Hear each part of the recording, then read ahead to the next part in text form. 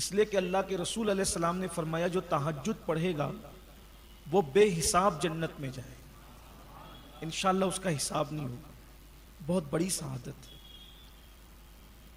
تو ہم نہیں سال بھر پڑھ پاتے ہیں اولیاء اللہ کی طرح، تو کم از کم مہینہ بھر تو پڑھ لیں. اور 2 رکعت کے لیے کتنا 2 منٹ لگتا ہے، 2 سے 3 منٹ لگتا ہے. پھر اس کے بعد کچھ گڑ گڑا لیجئے، دعا کر لیجئے، کیونکہ وہ وقت خصوصی دعاؤں کی قبولیت کا وقت، جو مانگتے ہیں ملتا ہے. یوں تو رمضان شریف کے علاوہ بھی وہ رات کا آخری پہر دعاؤں کی قبولیت کا وقت ہے، لیکن جب رمضان شریف آتا ہے تو پھر اس میں اور خصوصیت آ جاتی ہے. ایک یہ چیز. دوسری یہ چیز، کوشش کیجئے کہ رمضان شریف میں کم سونے کی کوشش کی. ہم لوگوں کے لیے سیزن رہتا ہے سونے کا. اگر فجر میں آپ سوتے ہیں تو آپ ظہر میں اٹھ جائیے. لوگ عصر تک سوتے رہتے ہیں، اس لیے کہ روزے کا مقصد ہے بھوک اور پیاس کا احساس. اب آپ کو بھوک ہی نہیں، آپ سحری کر کے پیٹ بھر کے سو رہے اور پھر اس کے بعد افطار سے پہلے اٹھے، پھر ادھر بیٹھے ادھر بیٹھے، اس سے پوچھے کچھ گیم کھیل لیا، کچھ واٹس ایپ چیک کر لیا، کچھ فیس بک دیکھ لیا، ہو گئی مغرب. آپ بتائیں یہ کیا روزہ؟ ابھی میں نے مغرب میں لوگوں سے یہی کہا کہ جو روزہ آپ کو مسجد تک نہ لا سکے گا وہ روزہ آپ کو جنت میں کیا لے جائے گا. وہ تھوڑا سا روزہ اب تک آپ نے اپنی مرضی سے رکھا ہے، ذرا اللہ رسول کی مرضی والا روزہ بھی ایک مرتبہ رکھ کے دیکھ لیں تو اس کی برکت آپ زندگی بھر محسوس کریں. اور آپ سے یہ بھی گزارش ہے کہ سب لوگ اس تصور سے اس رمضان شریف کو گزاریں کہ شاید یہ ہماری زندگی کا آخری ماہ رمضان ہے. اللہ آپ سب کو ہم کو بار بار نصیب کرے. لیکن اس تصور میں جاتا کیا ہے؟ ویسے بھی بزرگان دین کہتے ہیں کہ ہم جو نماز پڑھتے تھے سمجھتے تھے کہ یہ ہماری زندگی کی آخری نماز. تو جس نماز کو آپ آخری نماز سمجھ کر پڑھیں گے تو اس کی لذت ہی کچھ اور رہے. تو اس لیے ماہ رمضان شریف اس تصور سے گزارے کہ شاید یہ میری زندگی کا آخری ماہ رمضان. ایک ایک لمحے کی قدر کیجیے. تو اس میں صحابہ کرام تو بستر باندھ کے رکھ دیتے تھے. صحابہ بستر باندھتے تھے کہ سونا نہیں ہے، بس اتنا ہی سونا ہے جتنا صحت کے لیے بہت زیادہ ضروری ہے، باقی جگتے رہنا. اور ویسے بھی جاگنا زندگی ہے اور سونا موت ہے. اس قوم نے جب سے سونا شروع کر دیا ہے یہ قوم ماری ہی جا رہی ہے. جب تک یہ قوم جگتی رہتی تھی اس وقت تک اللہ تعالیٰ نے اس قوم کو بہت عروج عطا کیا. کوئی مارتا نہیں تھا. سو رہے ہیں اور سونا موت سے قریب ہے. پھر اس کے بعد 4 چیزیں اللہ کے رسول علیہ السلام نے بتائی ہے، اس پر غور فرمائیں. یہ حضور علیہ السلام کا بتایا ہوا یہ رمضان شریف کے 4 اعمال ہیں. نمبر 1 اور سب کے لیے آسان ہے، کسان ہو، لوم مزدور ہو، سائزنگ مزدور ہو، امیر ہو، غریب ہو، عالم ہو، غیرہ، سب کے لیے. آقا علیہ السلام فرماتے ہیں رمضان شریف میں 4 چیزیں کثرت سے کرو. نمبر 1 پہلا کلمہ طیبہ کثرت سے پڑھو. لا الہ الا اللہ محمد الرسول اللہ صلی اللہ علیہ وآلہ وسلم. کیسے پڑھیں گے؟ لا الہ الا اللہ محمد الرسول اللہ صلی اللہ علیہ وآلہ وسلم. لا الہ الا اللہ محمد الرسول اللہ صلی اللہ علیہ وآلہ وسلم. پہلا کلمہ کثرت سے، سب کو یاد ہے، کثرت سے پڑھیں. اس سے بہتر کوئی ذکر نہیں. نمبر 2 استغفار کی کثرت کریں.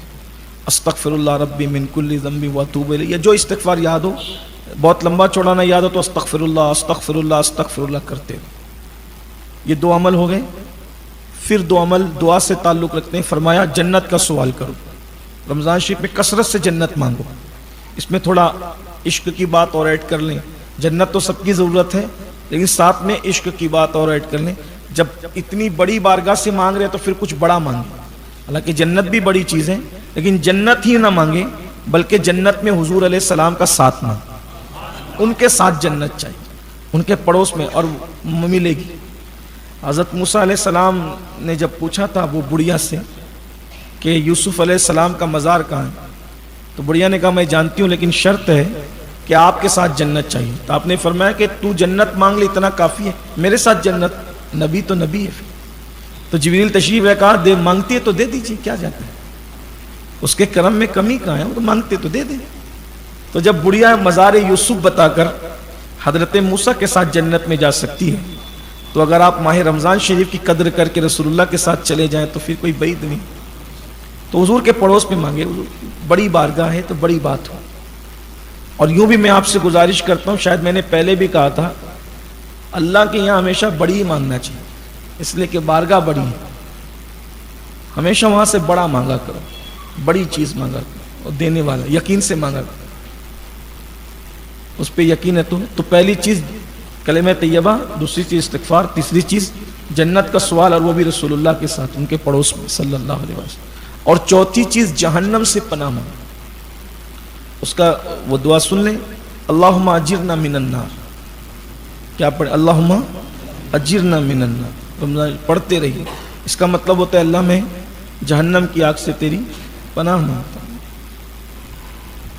اور ایک حدیث پاک میں ہے کہ جو مغرب کی نماز کے بعد کسی سے بات کیے بغیر 7 مرتبہ کہہ لے اللہم اجرنا من النار، انشاءاللہ وہ جہنم میں نہیں جائے گا مغرب کی نماز کی۔ اور رمضان شریف میں کثرت 4 اعمال ہے، درود شریف، استغفار، اور جنت کا سوال، اور جہنم سے اللہ کی پناہ، اور پھر کثرت سے تو درود شریف پڑھتے ہی رہی۔ اللہ تبارک و تعالی ہم سب کو توفیق عطا فرمائے۔ تراویح بھی روز پڑھیے، 2 دن 3 دن پڑھ کے لوگ کم ہونے لگتے ہیں، اور حضرت پیر درد کر رہے ہیں۔ جو قوم اب اللہ کے نام پر 1 مہینے میں روزانہ 1 گھنٹہ نہ کھڑی رہ سکے، حالانکہ مسجد کے باہر بھنکس کرتے ہوئے 1.5 گھنٹہ کھڑے رہیں گے، مسجد کے اندر نہیں کھڑے رہ سکے، اور کہتے ہیں شیطان بہکاتا ہے، تو شیطان بھی تو اندر ہو گیا، اب کون بہکا رہا ہے؟ تو کیا انسان خود شیطان نہیں بن گیا؟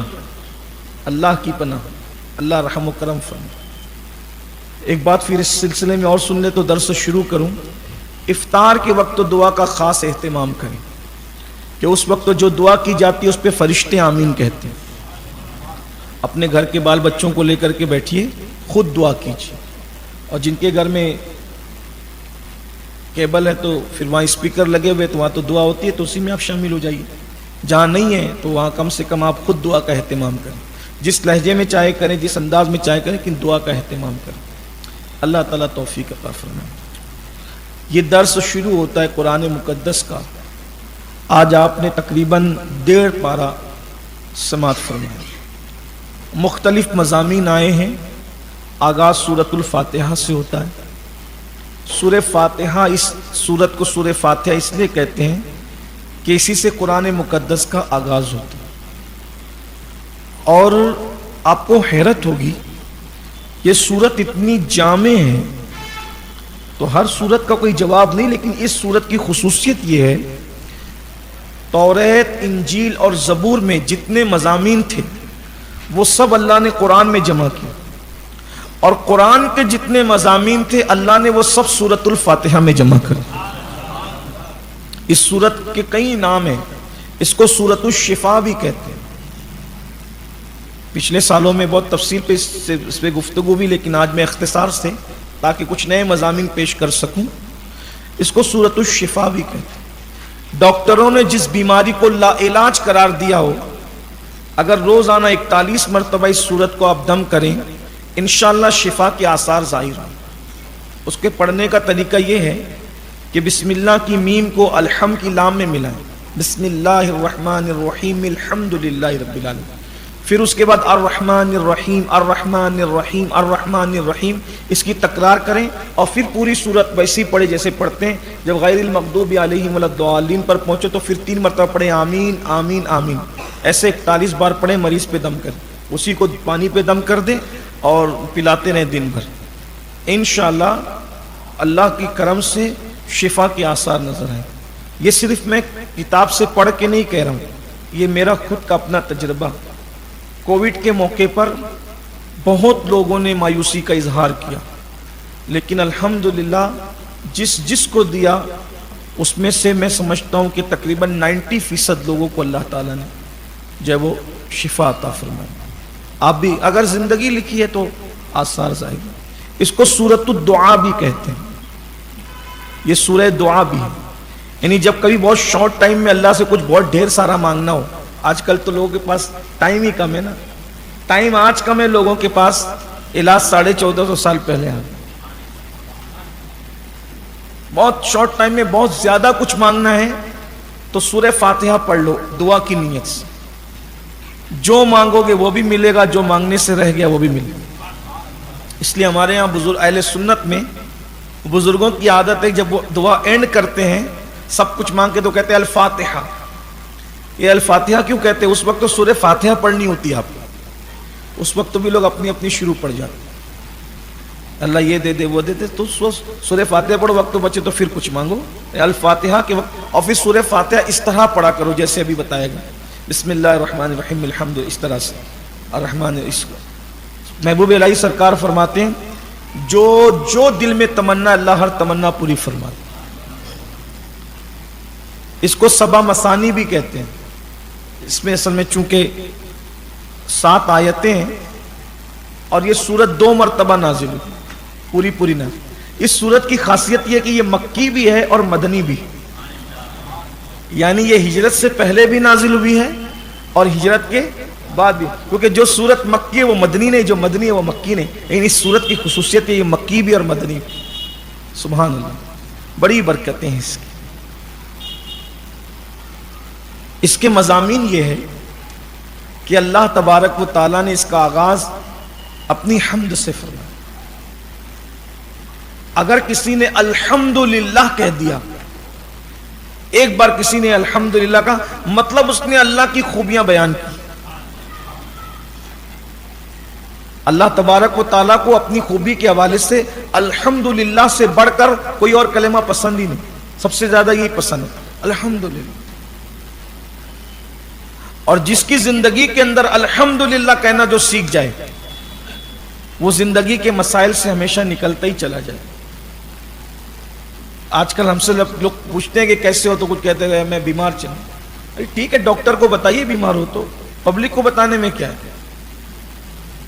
تو کچھ لوگ کہتے ہیں حضرت مندی بہت ہے, پریشانی بہت ہے. بھائیو کس کو سنا رہے ہو؟ جو سن کے بعد میں تمہارا مذاق اڑانا ہے, وہ اس نے جا کر کے تم پہ فکرے کسنا ہے, نہیں کہیے. اپنے مسائل یا تو طبیب کو سنائے یا تو حبیب کو سنائے. ہر ایک کو مسائل نہ سنا, ہر جگہ مسائل سنانے کی نہیں ہوتی. جو پوچھے بولو الحمدللہ. اور اس کی برکت ہے جب بندہ تکلیف اور پریشانی میں بھی کہتا ہے نا الحمدللہ, تو اللہ کہتا ہے میں نے مشکل میں ڈال رکھا ہے پھر بھی میرا شکر ادا کر, اب میں اس سے تکلیفیں دور کر دوں. پھر اس میں اللہ رب العزت نے اپنی شان بیان کی کہ وہ رحمان بھی اور رحیم بھی. رحمان کا مطلب ہوتا ہے بہت مہربان, اس سے بڑھ کر کوئی مہربان ہے ہی نہیں. اسی لیے کسی کو بھی اللہ کے علاوہ رحمان نہیں کہہ سکتے. رحمان صرف اللہ ہے اور وہ بہت مہربان. کتنا مہربان ہے اس کا اندازہ کر لیں. جب اس کی مہربانیاں آتی ہے تو پھر دل مچلنے لگتا ہے. اتنا بڑا مہربان ہے کہ اس کی رحمت کے 100 جز, اس میں سے ایک جز کا اظہار اس نے دنیا میں کیا, ایک جز کا اظہار, اور 99 قیامت کے لیے بچا کے رکھا. ہائے ہائے ہائے. ایک جز کا حال یہ ہے کہ یہاں نرم گدے ہیں, کاریں ہیں, بائک ہیں, موبائل ہیں, قیمتی کپڑے ہیں, پھر اس میں ماں کی محبت, باپ کی محبت, دوستوں کی محبت. جب ایک جز کے اظہار میں ایسے وارے نیارے ہیں تو جب قیامت میں 99 کا اظہار کرے گا تو اس وقت تو کیا مزہ ہے. صرف کوئی مومن رہے, ایمان پر رہے, بس ایمان بچا کر لے جائے, پھر انشاءاللہ کیسے مزے. تو اس سے بڑھ کر کوئی مہربان نہیں, سب سے زیادہ مہربان. لیکن ہمارا حال یہ ہے سب سے جڑے ہیں اس رحمان سے نہیں جڑتے. سب سے توقعات لگاتے ہیں, رحمان سے توقعات نہیں لگاتے. سب پہ بھروسہ کرتے ہیں, رحمان پہ نہیں. زندگی میں یہ بات ہمیشہ یاد رکھنا, تعلق سب سے رکھو, رشتے سب سے رکھو, پیار سب سے کرو, لیکن بھروسہ صرف اللہ پہ کرو. بس اللہ کے سوا کسی پہ بھروسہ نہیں. میں شاید ان دنوں تک رہ نہ سکوں تو اس لیے وہ مضمون آج بیان کر دیتا ہوں. یوسف علیہ السلام کو ان کے 10 بھائی مل کر کے پیروں سے مار رہے تھے. سورہ یوسف کی جب تفسیر بیان ہوئی کئی مرتبہ تو اس میں واقعہ آپ نے سنا ہوگا. جو پرانے لوگ ہیں درس میں، چونکہ پرانے تو رہتے ہی ہیں لیکن پھر کچھ نئے بھی بڑھتے ہیں. بھروسہ صرف اللہ پہ، اس کا وہ دیکھ لیں آپ، اس کا مزہ دیکھ لیں، اس کا لطف لے لیں. یوسف علیہ السلام کے 11 بھائی تھے، وہ ملا کے 12 تھے. تو بنیامین تو گھر تھے اور یہ 10 بھائی لے کر چلے تھے. 10 سوتیلے بھائی تھے، ان کو گرا دیا. وہ پورا واقعہ بیک گراؤنڈ آپ سب جانتے ہیں، شاید سنا تو ہوگا کہ یوسف علیہ السلام کو لے کر کے گئے، یہ کہہ کر کے ابا امی نے سیر کرانے لے جا رہے ہیں، کھلانے لے جا رہے ہیں، کندھے پہ بٹھا کے لے کر کے. یعقوب علیہ السلام نے روٹی باندھ کر دی، پانی دیا تو روٹی کتے کے آگے ڈال دی، پانی پھینک دیا. اور پیر ہی پیر سے لاتوں لات سے معاذ اللہ یوسف صدیق کو مارنے لگے. تو جب وہ مار رہے تھے تو یوسف علیہ السلام ہنس رہے تھے، رونے کی بجائے انہیں ہنسی آ گئی.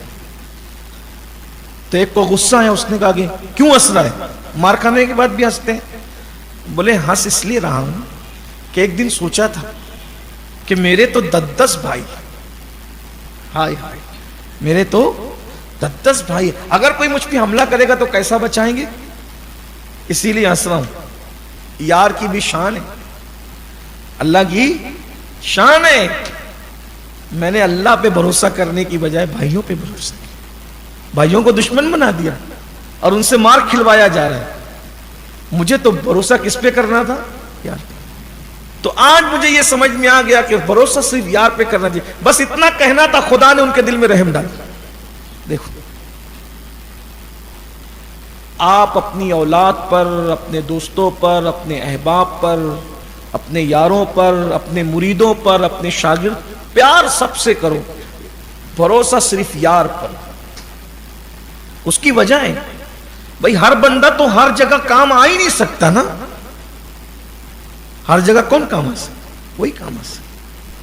اس لیے کہ قبر تک کس کی رسائی؟ کوئی آ سکتا ہے، اسی کی رحمت ہے، اسی کی مدد ہے. وہ بہت مہربان. اور یاد رکھو اس سے پیار کرو کیونکہ وہ بہت مہربان ہے.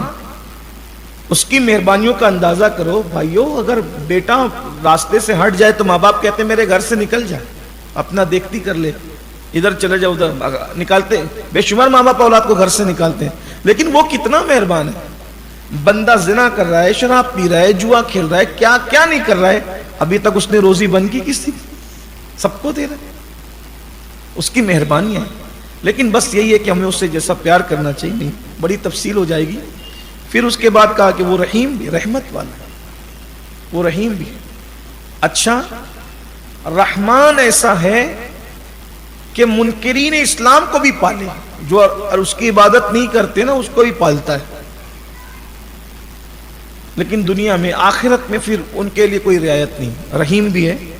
اور پھر ساتھ میں ایسا نہ ہو کہ بندہ اللہ کو رحمان و رحیم جان کر کے پھر تھوڑا بگڑنے ہی لگے، تو پھر آگے لگام بھی دے دی گئی کہ وہ مالک یوم الدین، قیامت میں تمہارا حساب بھی لے گا. بے حساب مت ہو جانا، بگڑ مت جانا، حساب بھی لے گا.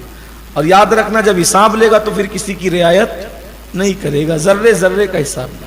اگر کسی کی لکڑی سے توڑ کے آپ نے خلال کیا ہے اس بارے میں بھی پوچھے. کسی کی دیوار کی مٹی ناخن سے کھرچی ہے اس بارے میں بھی پوچھے. کسی کو دیکھ کے منہ بگاڑ کر اس کا دل دکھایا ہے اس کے بارے میں پوچھے.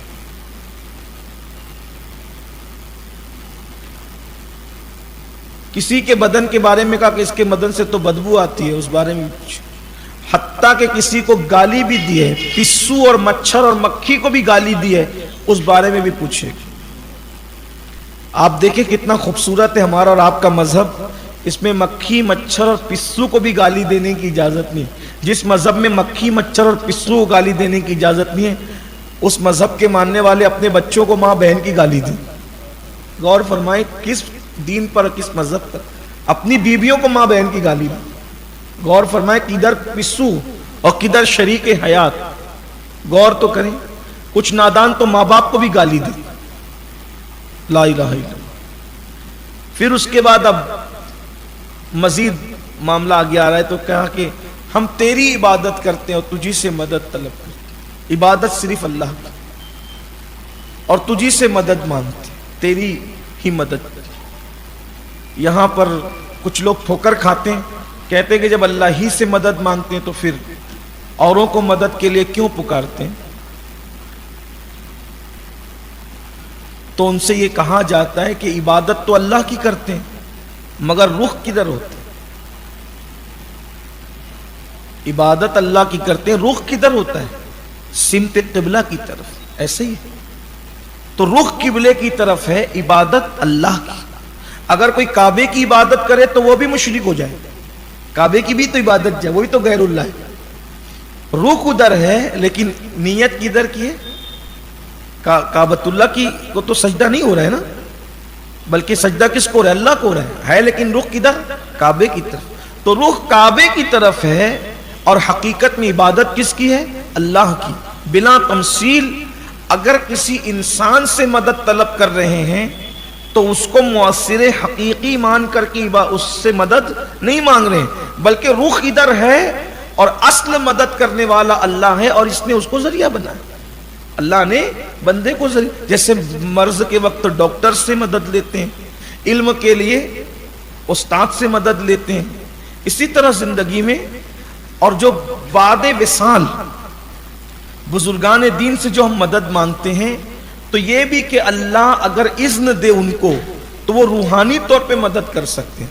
کچھ لوگ یہ کہتے ہیں دیکھیے کہ جیتے جی مدد مانگ سکتے ہیں، موت کے بعد مانگنا شرک ہے.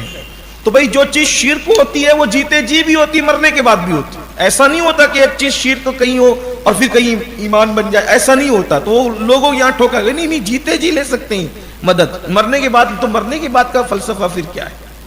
ایسا نہیں ہے. جیتے جی بھی جس سے مدد لی جاتی یہ سوچ کے کہ حقیقی مددگار اللہ ہے اور اللہ نے اس کو ذریعہ بنایا.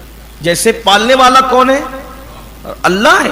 لیکن پالنے والا کس کو کہا جاتا ہے زمین پر؟ ماں باپ کو، کہ ماں باپ بھی پالتے ہیں اولاد کو. تو پالنے والا تو اللہ ہی ہے. تو اگر اللہ نے ان کے دل میں محبت اور رحم ڈالا، ذریعہ بنایا، تو وہ پال رہے ہیں.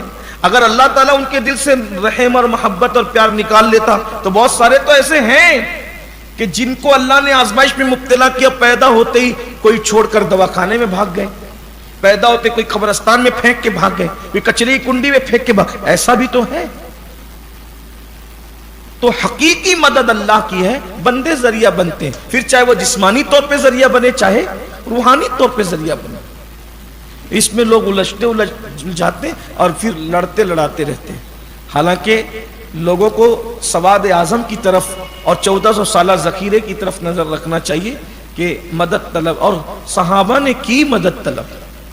بلکہ حدیث میں بھی آیا ہے کہ جب تم راستہ بھول جاؤ اور تمہیں جنگل میں کوئی راستہ دکھانے والا نہ رہے تو یوں کہو آئینونی یا عباد اللہ، آئینونی یا عباد اللہ، اے اللہ کے بندوں میری مدد کرو. تو اللہ نے کچھ ایسے بندے مقرر کر رکھے جہاں کوئی مددگار نہیں ہوتا جنگل کے اندر. اگر آپ کہیں آئینونی یا عباد اللہ تو اللہ کے بندے وہاں مدد کے لیے پہنچے.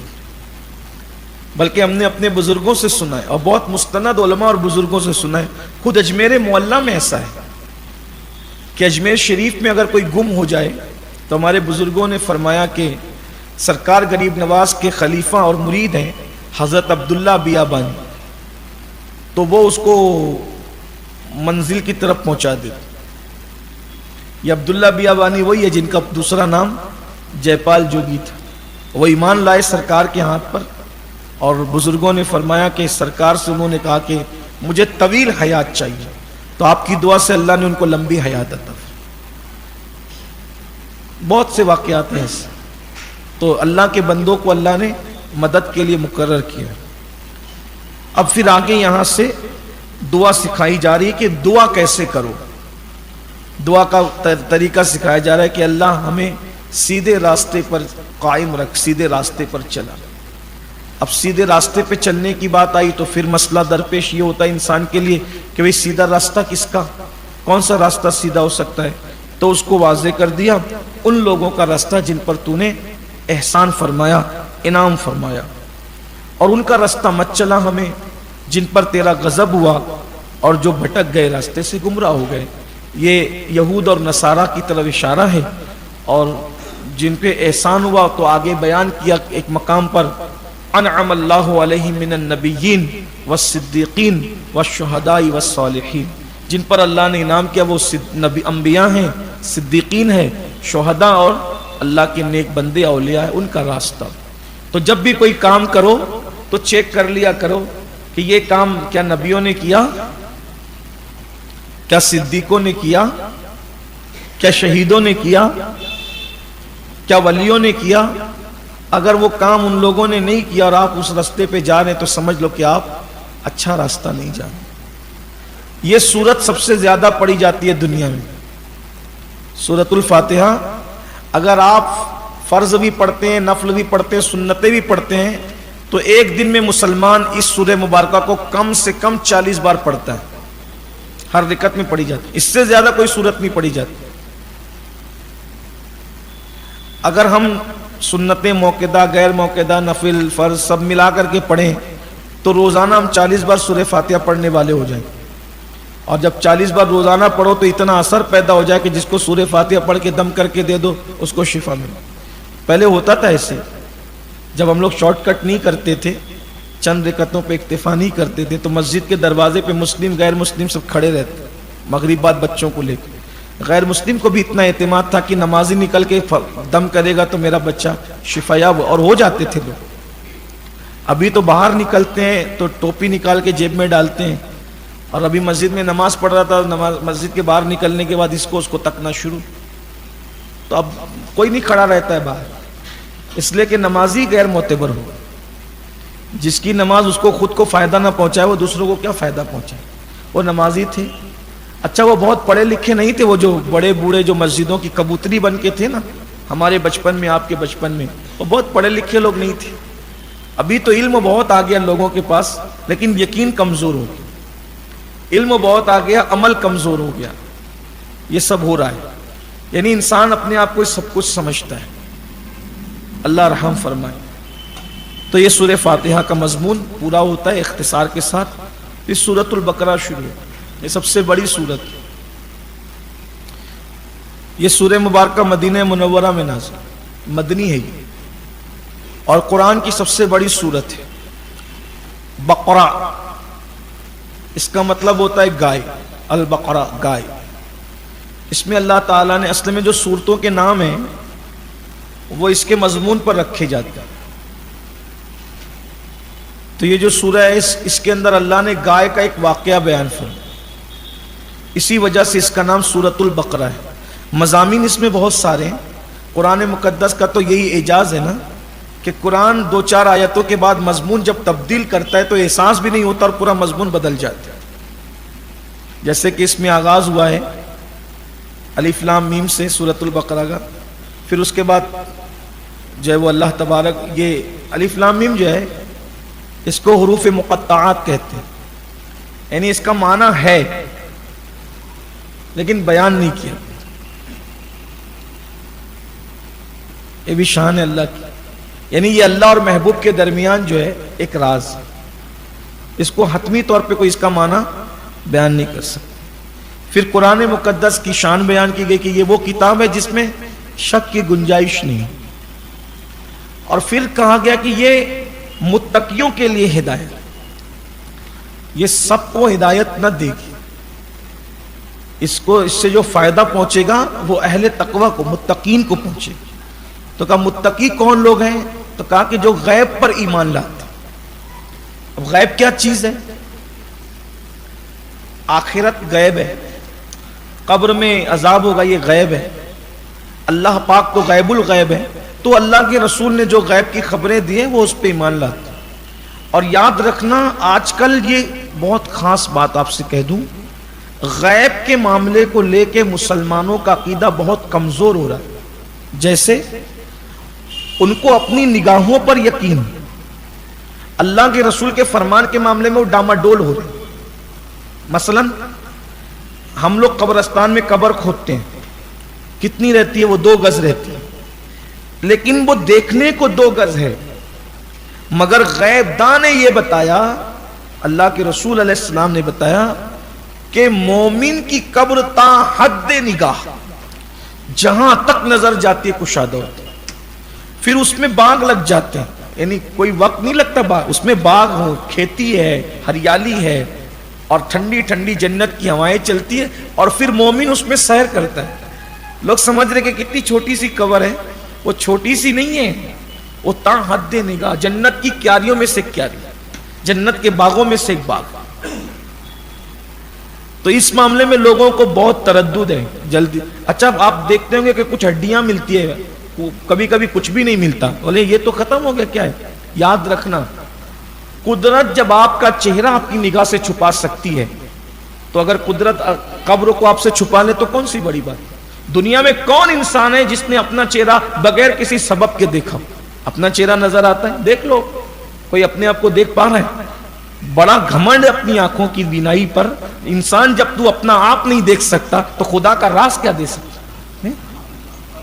غیب پر ایمان لاؤ اور یہ یقین رکھو کہ ہڈیاں ہو، پگھل گئی ہو، کچھ نظر نہیں آ رہا ہو، لیکن حضور نے جو کہا بس وہ ہے. ہماری نظروں سے پردہ ڈال دیا گیا. اور کسی کی قبر جہنم کے گڑھوں میں سے گڑھا ہے. تو اس لیے کچھ لوگ یہ بھی سوچتے ہیں کہ بھئی قبر میں عذاب ہوتا ہے کہ نہیں ہوتا، کبھی تو دکھتا نہیں، کبھی تو یہ نہیں، کبھی تو وہ نہیں ہے. جو واقعات ہیں وہ گڑے ہوئے ہیں، قصے کہانیاں نہیں. غیب پر ایمان. دیکھیے کہیں کہیں عقل کا گھوڑا چھوڑ دینا پڑتا ہے. اللہ اور اس کے رسول نے جو کہہ دیا اس کو مان لو، وہاں دماغ مت لگاؤ، اس لیے کہ اپنے پاس اتنا دماغ ہے نہیں کہ اس کے راز کو سمجھ سکے. لوگ یہی ٹھوکر کھاتے ہیں. جو حضور نے فرما دیا، جو ثابت ہے، اس کو مان لو. قیامت بھی قائم ہوگی. کسی کو شیر کھا گیا، کسی کو مچھلیاں کھا گئی، کسی کو جانور کھا گئے. اللہ تعالیٰ سب کو پیدا کرے گا، سب میں روح ڈالے گا، سب سے سوال کرے گا. کچھ جنت میں جائیں گے، کچھ جہنم میں جائیں گے. تو اللہ فرماتا ہے غیب پر ایمان لانے والے، متقین کی پہلی صفت غیب پر ایمان لائیں. یعنی پہلی صفت آپ سب میں موجود ہے. الحمدللہ الحمدللہ. یعنی آپ سب لوگ تقوی کی پہلی منزل کو پا چکے. پھر دوسری منزل کیا ہے؟ وہ نماز قائم کرتے. نماز پڑھنے لگ جاؤ تو پھر اور آپ کا رتبہ بلند ہو جائے. نماز قائم کر. ہمارے علماء نے اس پر بڑی اچھی بحثیں فرمائی. فرماتے ہیں نماز پڑھنے کی بات نہیں کی گئی، بلکہ کیا کہا؟ نماز قائم کرنا. نماز قائم کرنے کا مطلب یہ ہے کہ بلا عذر شرعی کبھی ترک نہ کر. پڑھتا ہے. کچھ لوگوں کا سر میں درد ہوتا ہے تو بھی وہ نماز چھوڑ دیتے ہیں. شادیوں میں بھی نماز چھوڑ دیتے ہیں. میتوں میں بھی نماز مت چھوڑیے. اس لیے کہ نماز چھوڑ کر آپ اپنے آپ کو بہت کچھ ثابت کر لیں، لیکن اللہ کی بارگاہ میں سچا مسلمان ثابت نہیں کر سکتا انسان نماز چھوڑ کے. نماز کی پابندی، ہر حال میں نماز کی پابندی. جاگتی صورت میں کبھی بھی نماز ہم سے چھوٹنا نہیں چاہیے. ہاں اگر آپ نماز کے پابند ہیں، نماز کی نیت کر کے سوئے تھے، آنکھ نہیں کھلی، تو جو یہ بات کہی جاتی ہے نا، جس نے روزے میں بھول سے کھا لیا، بھول سے، تو گویا اس کو اللہ نے کھلایا. اور جو پابند نماز کی نیت کر کے سویا لیکن کسی وجہ سے آنکھ نہ کھل سکی تو اس کو اللہ نے سلایا. اب جیسی اس کی آنکھ کھلے وہ پہلے نماز پڑھ لیں تو انشاءاللہ امید کی جا سکتی ہے کہ قضا کا وبال اس کے سر پر نہیں ہے. لیکن جو پابند ہے اس کے لیے، ورنہ جو ہمیشہ چادر تان کے سونے کا ہی عادی ہو تو سوچے کہ اللہ نے سلایا، تو ایسا نہیں ہے. پھر فرمایا کہ جو اللہ کی دی ہوئی روزی سے اللہ کی راہ میں لٹاتے، خرچ کرتے، وہ لوگ بھی متقی. یعنی قرآن سے ہدایت کس کو ملے گی؟ غیب پر ایمان لانے والوں کو، نماز قائم کرنے والوں کو، اور اللہ کی راہ میں خرچ کرنے والوں. یہ تھوڑی سی مشکل منزل آتی ہے. کچھ لوگوں کو میں نماز پڑھتے بھی دیکھتا ہوں، غیب پر ایمان بھی لا چکے، اس کو ہی مانتے ہیں، لیکن اللہ کی راہ میں خرچ کرنے کی بات آتی ہے تو بڑے کنجوس ہو جاتے ہیں.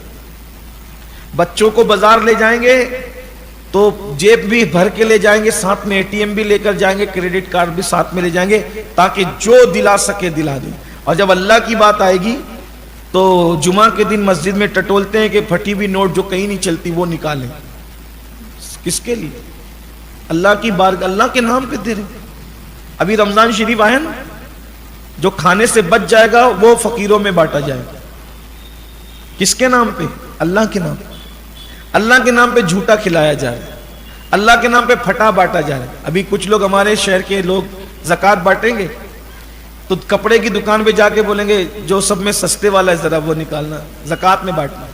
واہ بھائی واہ، کیا اللہ والے لوگ ہیں۔ دیکھیں سرکار غوث اعظم رضی اللہ تعالیٰ عنہ بہت قیمتی لباس پہنتے اور اتنا مہنگا پہنتے تھے کہ اتنا مہنگا بادشاہ بھی نہیں پہن سکتا۔ میں کچھ پریشان ہوا، میں خود اللہ کی توفیق سے کچھ عنوانات ایسے ہیں جس کو اللہ نے مجھے بہت توفیق دی پڑھنے کی۔ میں نے کربلا بہت پڑھا اللہ کی توفیق سے،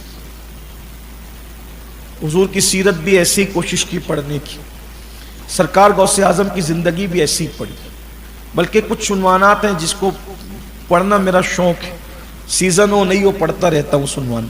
تو یہ ایک عنوان غوث پاک بھی، حالانکہ جتنا اللہ نے توفیق دی پڑھا، لیکن میں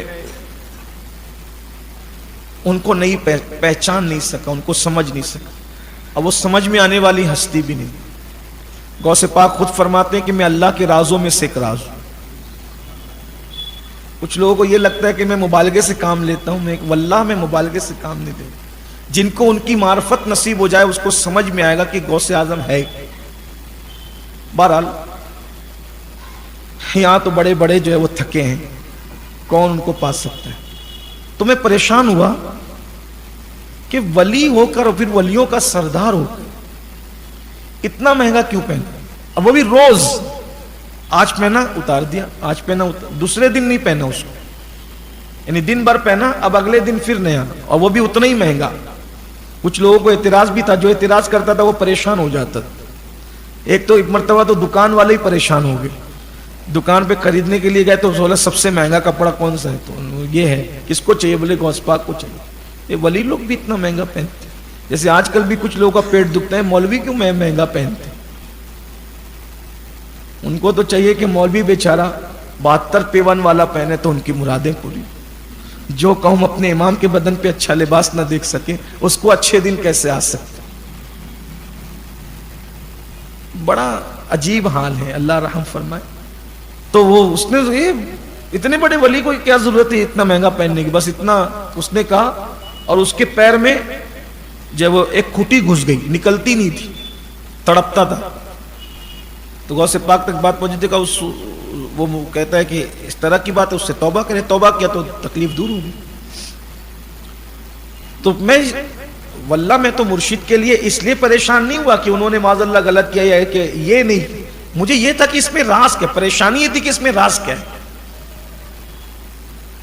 بہت ڈھونڈا، تلاش کیا، تو اس کے بعد مجھے ملا غوث پاک کا ایک قول کہ میں اس لیے نیا پہنتا ہوں اور اتنا مہنگا پہنتا ہوں کہ آج میں پہنوں گا اور میرے بہانے کل کوئی غریب پہن لے۔ مقصد یہ ہے، یہ مقصد کہ میں ایسے تو ڈائریکٹ بھائی کسی کو پہنائے تو اس کو جیجا کو جو بھی ہو سکتا ہے، لیکن آج میں پہن لوں اور اسی بہانے کل یہ کسی غریب کو پہنوں، یہ انداز تھا۔ تو اللہ کے لیے لوگوں کا دل بہت چھوٹا ہے۔ بیٹے کی شادی میں، بیٹی کی شادی میں لاکھوں خرچ ہو، لیکن آپ اللہ کے نام پہ ان سے چندہ مانگ کے دیکھیں، وہ مانگنے والے کو مشکوک کر دیں گے، جس کو دینا نہیں ہے نا تو اس نے تو شوشے گوشے نکالنی ہے۔ میں یہ نہیں کہتا کہ جو لوگ مانگتے ہیں وہ سبھی اچھے ہیں، کچھ لوگوں نے ایسے غلط کام کیے ہیں کہ لوگ بدنام ہوئے ہیں، لیکن پھر پانچوں انگلی جیسی تو نہیں رہتی۔ بلکہ میں جانتا ہوں مالیگاؤں میں بہت سارے لوگ آئے رمضان شریف میں زکوٰۃ طلب کرنے کے لیے، وہاں سے، علاقے کے نام نہیں لوں گا، پھر تقریر کے لیے میں ان علاقے میں گیا تو پتہ چلا کہ وہاں اسلام کا کوئی مدرسہ ہی نہیں۔ یہ بھی ہوا۔ تو اللہ کے لیے دل چھوٹا مت کرو، اللہ کی راہ میں لٹاؤ۔ اور ایک بات ہمیشہ یہ بھی یاد رکھو، جو اللہ کی راہ میں ہاتھ کشادہ رکھتا ہے اس کو کبھی کمی نہیں، بانٹنے والا کبھی تنگ دست نہیں ہوتا، اللہ کی راہ میں دینے والا کبھی تنگ دست نہیں ہوتا۔ یہ جو بچا بچا کے رکھتے ہیں نا، تباہی ان کو آتی ہے۔ ہمیشہ یاد رکھیے یہ بات بھی کہ جو لوگ لے کے بھاگتے ہیں نا، وہ بیوپاری لے کے بھاگ گیا، وہ لے کے بھاگ گیا، وہ لے کے بھاگ گیا، وہ لے کے بھاگ گیا، لے کے انہی کا بھاگا جاتا ہے جو اللہ کی راہ میں کنجوس ہوتے ہیں، جو اللہ کی راہ میں دل کھول کر دیتے ہیں، ان کا کوئی لے کر نہیں بھاگتا۔ تو متقیوں کی نشانی آ گئی۔ پھر اس کے بعد اب آخری باتیں سن لیں اس سلسلے میں۔ پھر فرمایا محبوب جو آپ پر ہم نے نازل کیا اس پہ بھی وہ ایمان لا، یعنی قرآن، اس پہ بھی ایمان لاتے ہیں، اور جو آپ سے پہلے نازل کیا اس پہ بھی ایمان لا۔ اب یہاں ایک خاص نقطہ سن لیں کیا کہا؟ جو آپ پہ نازل کیا اس پہ ایمان لاتے ہیں، اور جو آپ سے پہلے نازل ہوا اس پہ، یہ نہیں کہا جو آپ کے بعد نازل ہوگا اس پہ ایمان لاتے ہیں۔ کیا کہا؟ جو آپ سے پہلے نازل ہوا، اس کا مطلب آپ کے بعد اب کچھ